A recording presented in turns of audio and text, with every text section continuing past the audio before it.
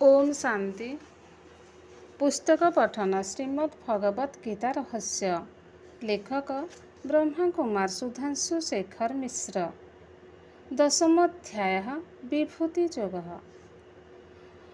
विभूति योग एक अध्ययन। शास्त्र पुराण दिरे परमात्मा विषयक कथा पढ़ी शुणी अर्जुन विभ्रांत होई पड़िथिले। परमात्मा को यथार्थ स्वरूप चिन्हि पारिबा परे तांको मनरे अधिक जानिबा पाई जिज्ञासा उत्पन्न होइछि। से अनुभव करि पारिछन्ति जे परमात्मा तत्व विषय जानिबाकू आहुरी बहुत बाकी अछि।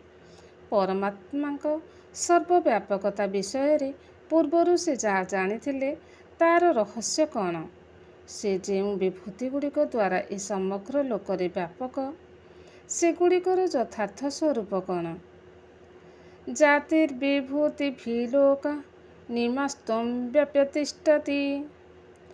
जदि से सर्वत्र विद्यमान साधारण लोकंक ठारू आरंभ करी जोगी पर्यंत तांकु केउ स्वरूपरे ओ किपरि भावरे स्मरण करिवे, तांकु संपूर्ण भावरे जानिबार उपाय कौन।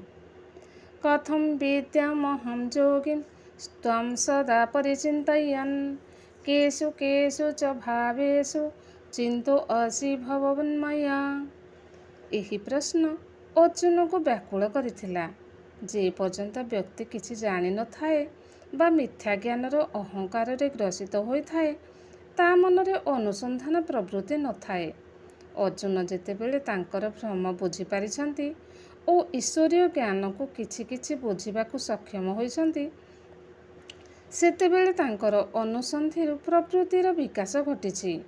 से आउ संक्षिप्त कथारे संतुष्ट होई पारनाहांती। परमात्मा को अमृतमय वचन जेते शुणिले भी तांको मनरे तृप्ति आनी देउ नाही। सुंदर तृप्तिर अवसाद नाही। परमात्मा को विषय रे आहुरी विस्तार भावरे शुणिबा पाई से तांको अनुरोध करिछन्ति। विस्तरेणात्मन योगं विभूतिं च जनार्दन भूयः कथय तृप्तिः शृणुतो नास्ति मे मृतम्। परमात्मा अनंत ओ सर्वशक्तिमान।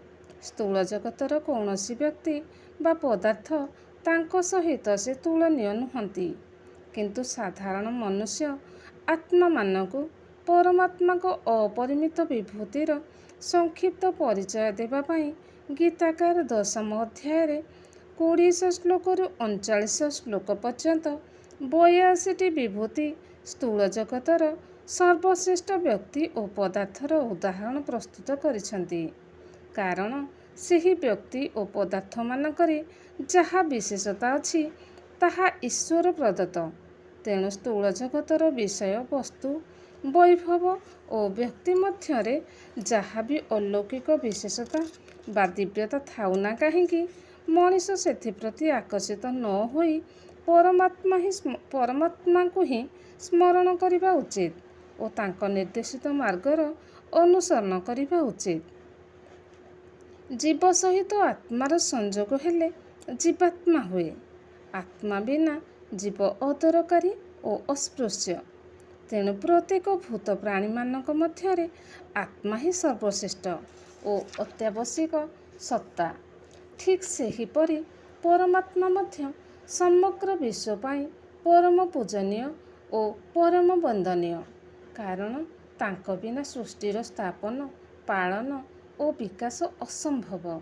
से नित्य शाश्वत अशरीरी ओ अजन्मा होइथिबारु से सृष्टिर आदि मध्य ओ अंतर साक्षी द्रष्टा। पौराणिक ग्रंथ मानकरे मनुष्य व्यतीत विभिन्न गोष्ठीर जीवात्मा मानक परिकल्पना करा जायछि। प्रत्येक श्रेणी मध्यरे निज निज श्रेणीर गुणरे जे श्रेष्ठ सेमानकर उदाहरण दे सेमानक मध्यरु परमात्मा को सर्वश्रेष्ठ प्रतिपादन करिबा हेउछि विभूति वर्णनार उद्देश्य। प्रत्येक जीवात्मा परमात्मा को ईश्वरीय रूपगुणर स्वरूप हेले मध्य से स्वीय महिमार विशिष्टता को दर्शाइबा पाई श्रेष्ठ व्यक्ति श्रेष्ठ वस्तु श्रेष्ठ गुण ओ शक्तिर उदाहरण देइछन्ति। एहा द्वारा मनीष मनरे परमात्मा प्रति श्रद्धा और भक्ति उत्पन्न हेब एवं स्वतः स्फूर्त भाव ता मुहर झंकृत हेब। जिसका रचना इतना सुंदर वह कितना सुंदर होगा। परमात्मा समस्त ज्ञान गुण शक्ति ऐश्वर्य और सौंदर्य महासमुद्र। पृथ्वीर ଯେଉଁଠାରେ ମଧ୍ୟ ଏହିଗୁଡ଼ିକ ମଧ୍ୟରୁ ଏକ ବା ଅଧିକତର ଉପସ୍ଥିତ ହେତु ସମ୍ପୃକ୍ତ ବ୍ୟକ୍ତି ବସ୍ତୁ ବା ଅନ୍ୟ କାହାକୁ ସର୍ବଶ୍ରେଷ୍ଠ କୁହାଯାଉଥାଏ, ତେବେ ସେ ସମସ୍ତଙ୍କ ମଧ୍ୟରେ ପରମାତ୍ମା ହିଁ ସର୍ବଶ୍ରେଷ୍ଠ।